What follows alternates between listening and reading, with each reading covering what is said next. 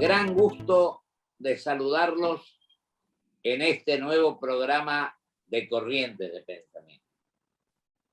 El gran gusto, el gran honor, en medio de lo que está ocurriendo, un hombre que sabe, que estudia, que es objetivo, que tiene transparencia moral e intelectual, por el cual yo siento un profundo respeto y sobre todo por su incesante tarea.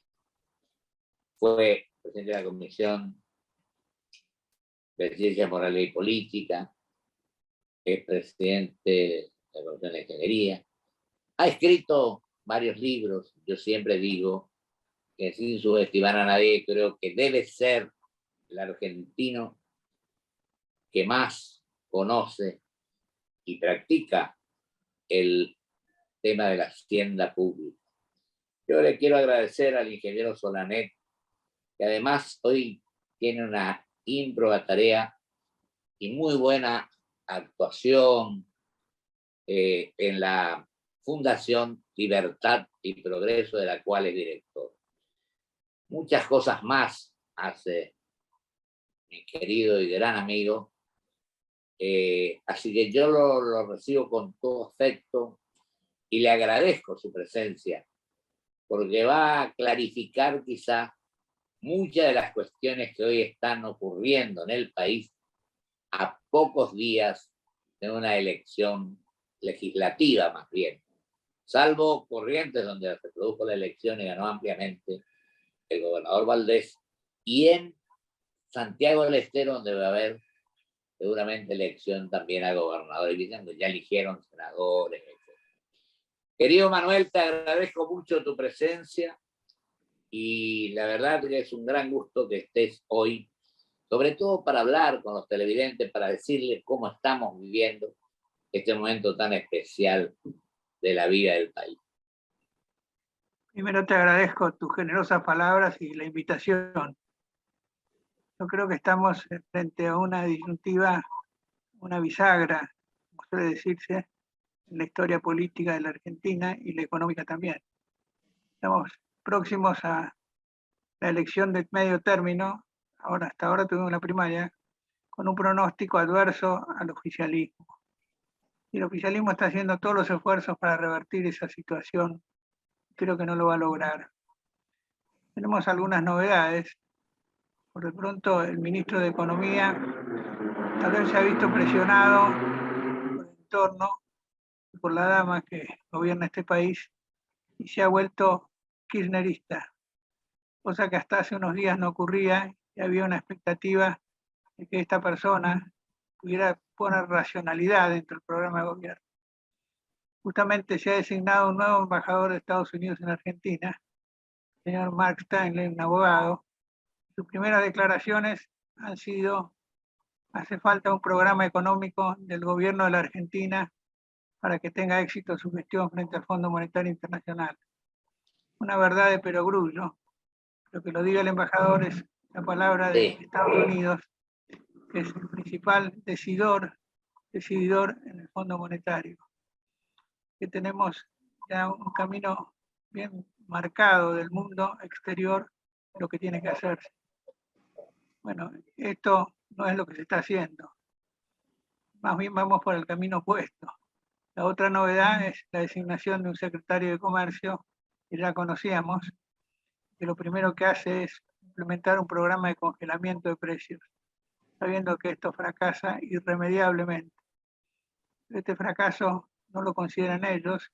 Lo que están especulando es que tenga un efecto positivo en la opinión de la gente.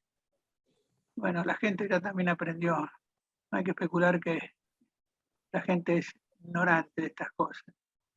Y que estamos caminando hacia un episodio que hemos vivido muchas veces: congelamiento de precios, restricción de importaciones para que no se vayan las divisas, que puedan ser utilizadas para mantener un dólar quieto, una ampliación de la brecha entre el dólar oficial y el dólar libre, una caída de las exportaciones, mecanismo de subfacturación de exportaciones y sobrefacturación de importaciones para quedarse con esos dólares baratos, deporte nacional, por supuesto. e inflación. Y la inflación es el problema más acuciante. Los primeros días de octubre están mostrando un incremento de la inflación, a pesar de todos los mecanismos de control de precios que se están implementando. Que el gobierno está peleando contra un fenómeno, pero con las armas inadecuadas, no a las causas, sino a las consecuencias.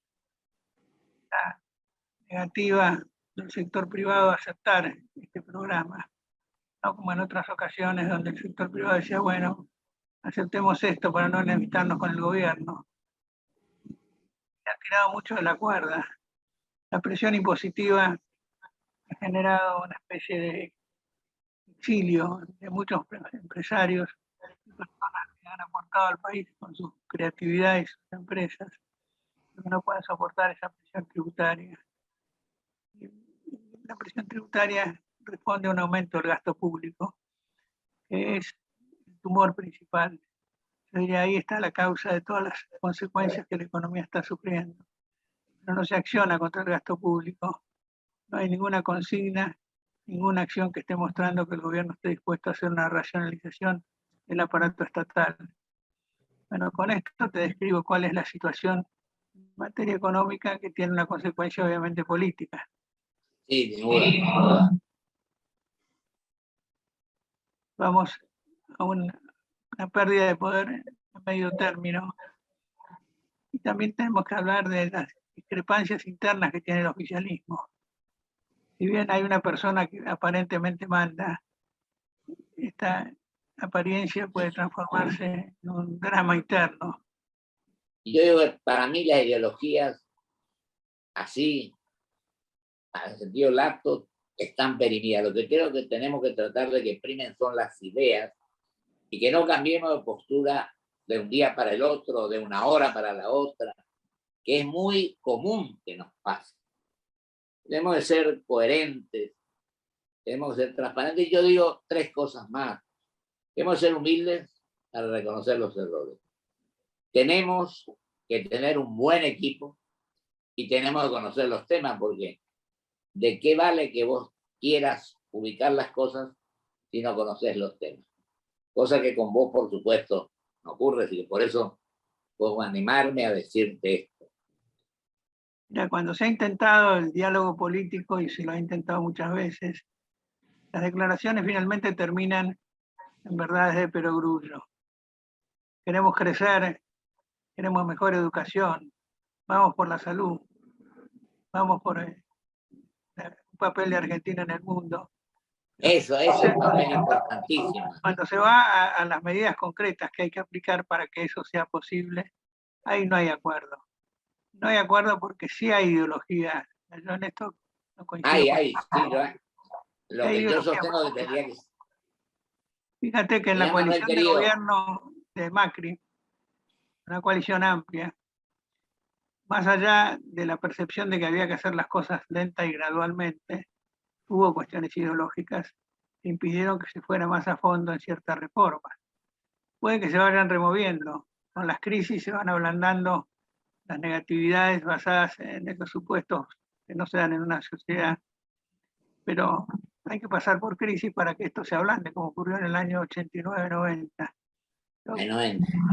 Diría que a pesar de eso hay resistencias. Yo creo que es muy importante que se dilucide, que se entienda cómo funciona un sistema económico. Sí. Preferencias y prioridades, no abandonar la libertad, que es una cosa, un supuesto básico. Si uno escucha hoy quienes están gobernando, predomina las ideas retrógradas que nos han llevado a esta decadencia tan prolongada. Sí, totalmente, control de precios, como decía, comparto totalmente, fracasó 1000 veces. Control de precios e intervención del Estado en los cepos, en las regulaciones, son hechos que pertenecen a una forma de pensar que se ha arraigado muchísimo en la República Argentina. Nosotros recordamos claramente el viraje que se produjo en los 40 en ciertos partidos que prácticamente cambiaron su visión del mundo, incluso el Partido Radical, con la Convención de Avellaneda del año 45, fue introducida en la plataforma radical en el año 48. Y yo creo que eso es una consecuencia, entre otras, muy importante, del viraje que se produjo con la aparición de Perón. El socialismo argentino era un socialismo que pretendía una economía abierta. Juan B. Justo escribió un libro sobre la moneda. El título era ese, donde establecía claramente que no había que renunciar al equilibrio fiscal y a la estabilidad de la moneda, con reglas ortodoxas. Totalmente. Bueno, eso determinó un largo periodo de decadencia que hemos tenido en estos últimos 70 años, políticas que no vieron 70 años. la realidad y que fueron por el camino opuesto al camino que se han seguido los países exitosos. Entonces hay que tener un viraje ideológico importante en la República Argentina. Tal vez se han insinuado con las últimas elecciones. Yo tengo la esperanza de que el próximo gobierno entienda cómo funciona el mundo y actúe en consecuencia. Manuel, te pido disculpas, eso de lo trascendente me parece lo importante que podemos hacer. Y yo te pregunto, ¿vos no crees, vos lo dijiste, que acá se pasa de un momento al otro y las reformas que se prometen no se llevan a cabo?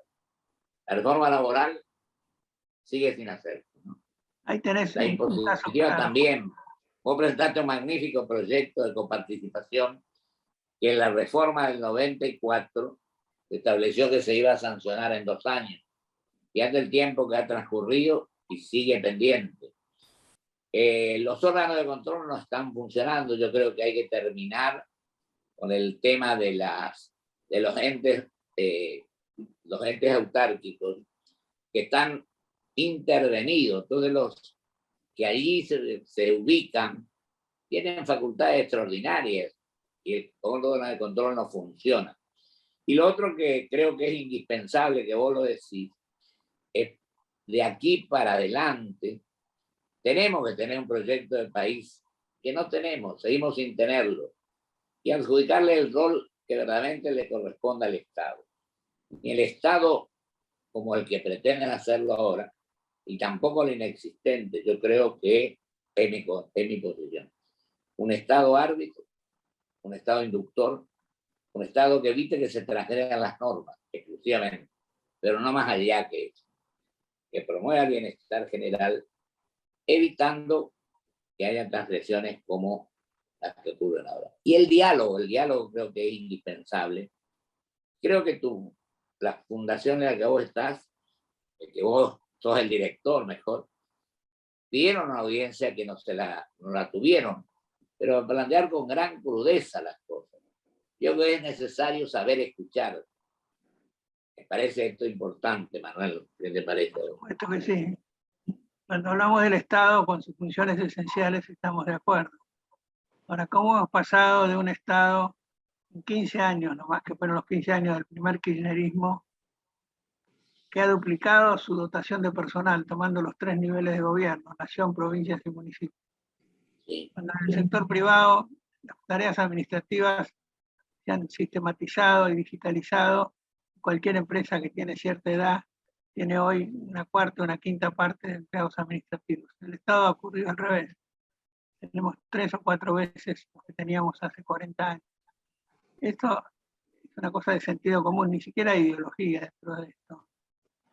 Pero, no, y fíjate, Manuel, vos hablabas de política. ¿Sabes cuántas boletas hubo en algunas provincias? 45 boletas. Yo creo que hay que tender a la boleta única, que en definitiva evita que los que figuran en la boleta sean personas conocidas, tengan la capacidad y la entidad necesaria para poder, porque si no en tantas boletas, primero la confusión y segundo, se esconden los que son malos detrás de los que son buenos. Este es un poco el esquema.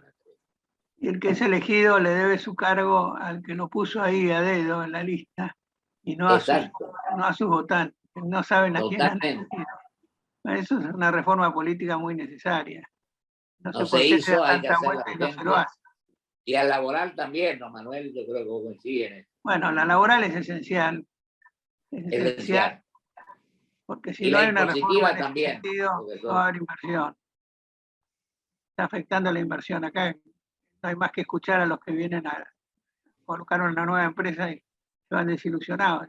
Si tengo que tomar un empleado nuevo, es como si lo adoptara, después no lo puedo dejar. Bueno, las medidas que tenemos en esta emergencia lo demuestran. ¿Cuál es la visión de la estabilidad laboral? Es prohibir el despido o duplicar el costo del despido. Cuando esto se repite periódicamente, nadie va a invertir porque se le puede venir encima un problema. La ley de alquileres es otra demostración de un desvío ideológico que se transforma en hechos concretos que desalientan la inversión. Yo creo Vos sabés que, por ejemplo, mejor dicho, un mal ejemplo, que hay 4 millones y pico, de esto me lo decía el defensor del sector pasivo, el doctor Semino, que cobran 25.000 pesos por mes. Creo que son 7 millones el sector pasivo. Y cobran 25. Esto lo dije ya el otro día. Y el Congreso Nacional, a lo mejor corresponde que lo hagan en algún momento, pero se incrementó en 40%.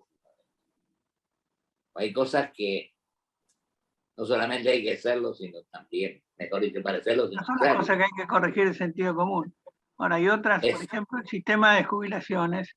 En el año 95 se hizo una reforma muy importante, fue el sistema de capitalización, que tuvo sus problemas. En vez de mejorarlo y corregir esos problemas, de un día para otro el gobierno se apropió de los fondos acumulados, destruyó el sistema y volvimos al sistema de reparto que es absolutamente inviable.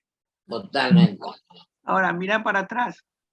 Prácticamente el Congreso aceptó sin chistar esa destrucción del sistema de capitalización. Y dentro de esa aceptación había votos de los que han formado la coalición opositora hoy, oficialista 4 años de Macri. O sea, hay cuestiones que hay que con la que hay que terminar en una profunda autocrítica, ¿no? Pero esa autocrítica tiene que transformar esas ideas retrógradas. La gente que hace la autocrítica tiene que entender que hay que cambiar y no seguir en ellas. Una pregunta que a mí me hacen en otros lados es cómo el radicalismo, que está aliado a una fuerza orientada a la libertad de mercado, pertenece a la Internacional Socialista. ¿Vos tenés una respuesta? Son las contradicciones que uno no las entiende. Porque lo que yo decía hoy, la coherencia creo que es fundamental. Porque uno puede ser ingeniero Solanet, que actúa hoy de una manera, o que en la vida adopta otra posición. Yo creo que el hombre en la vida privada, en la vida pública, tiene que ser la misma. No puede ser dos personas. Esto digo por el tema de la coherencia, la transparencia. Bueno, hay personas que en la propia vida pública son 2, 3 o 4 o 5 personas. Cuando presentan los videos de nuestro presidente actual diciendo exactamente lo opuesto de lo que está haciendo, ahí entendemos de que la política está realmente muy mal en la Argentina, ¿no?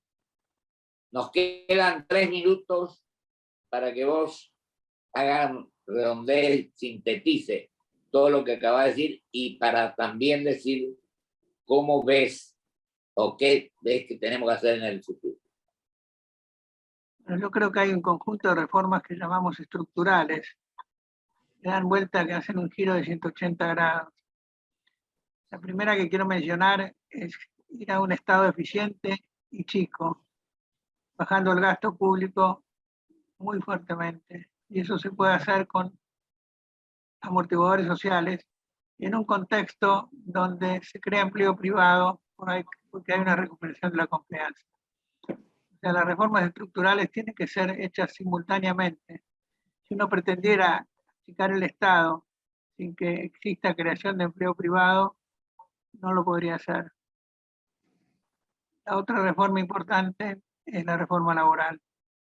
La reforma laboral tiene que apuntar a que haya actividad laboral, una palabra que pusieron mala palabra a muchos, pero que es esencial que funcione bien. La flexibilidad en la estructura del contrato laboral, por ejemplo, la que se tiene en los Estados Unidos, que es el país que tradicionalmente tiene la menor tasa de desempleo. Una persona que pierde un trabajo lo consigue. Esto pasa por un sistema de creación de un seguro de desempleo fuerte, sólido, sobre la base de aportes personales y patronales previos. Que haya una reforma del sistema de relación de Argentina con el mundo. Estoy refiriendo a una economía abierta, un arancel uniforme, la apertura de acuerdos de libre comercio con los países donde se pueda lograr los conjuntos económicos, transformar entonces el Mercosur yendo por el camino que nos están requiriendo los otros socios de este acuerdo comercial. Claro, Uruguay y Brasil sobre todo, y también Paraguay, que pretenden un sistema abierto.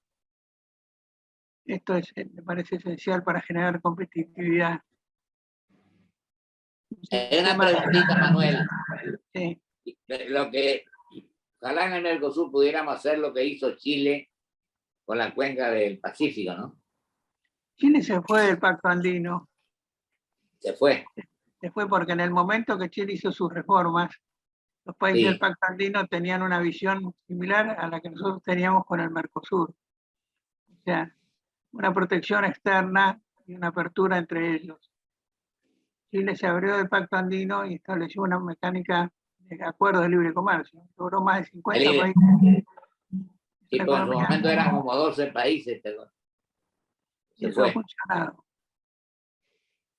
Manuel, querido, yo digo la reforma política hay que hacerla, ¿no es cierto? Y mi opinión es que tiene que ser los procesos políticos manejados por la justicia electoral y no por el Ministerio del Interior. No sé qué opinas sobre eso.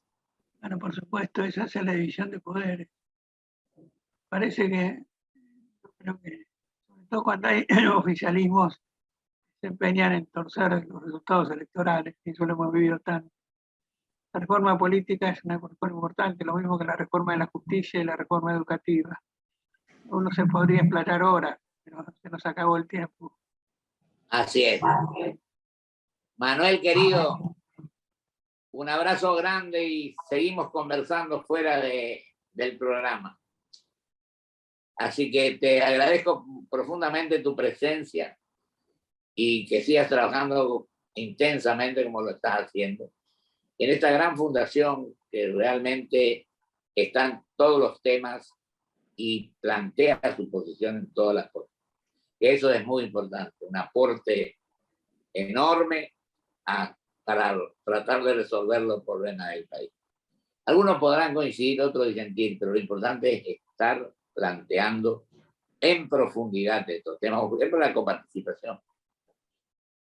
Un abrazo grande, Manuel, querido. Gracias. Y muchas gracias. Gracias a vos. Vamos a un corte y vuelvo con mis conclusiones.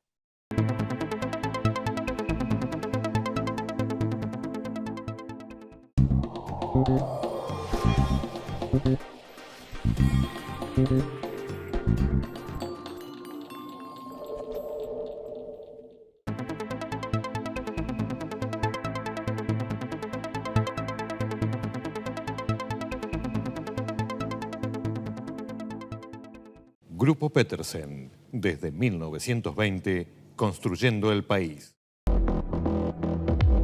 Hola. Felicidades, mi nombre es Valeria, agente financiera del banco. Tengo el agrado de informarle que por ser cliente es beneficiario de un sorteo y ha ganado 10.000 pesos. Para poder acceder a tu premio, necesitamos que nos brindes tu CBU, número de tarjeta y clave de seguridad, así podemos hacer efectivo el depósito.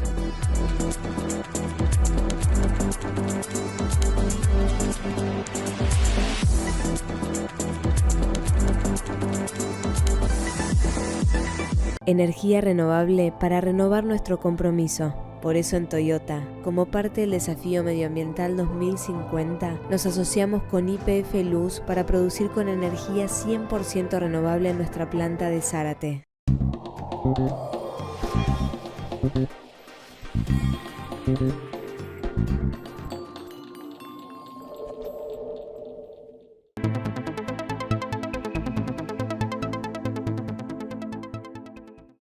Le agradezco al ingeniero Manuel Solanet su presencia hoy en Corrientes de Pensamiento.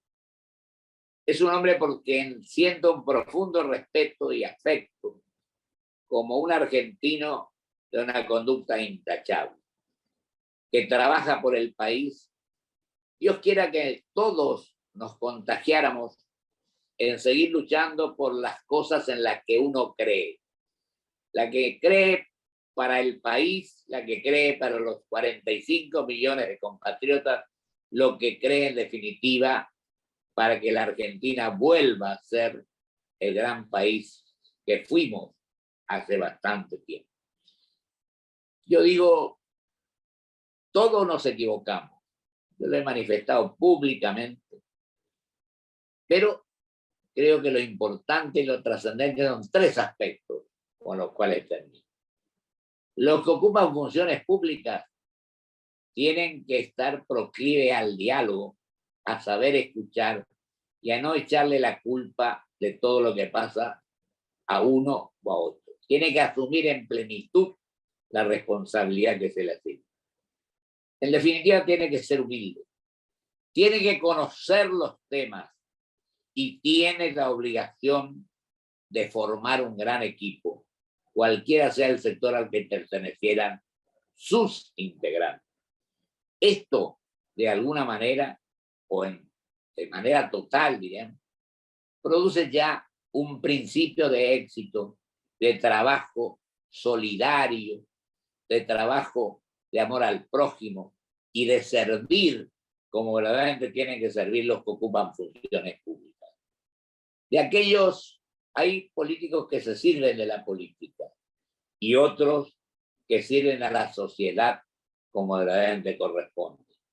Así que Dios quiera que alguna vez entendamos el camino que tenemos que transitar y con amor, con espíritu constructivo, con trabajo incesante, estudiando los temas con un plan de acción, le encontremos lo que tenemos que hacer o encontremos lo que tenemos que hacer para el beneficio de nuestros prójimos, de nuestros compatriotas. Muchísimas gracias. Hasta el próximo programa, si Dios quiere.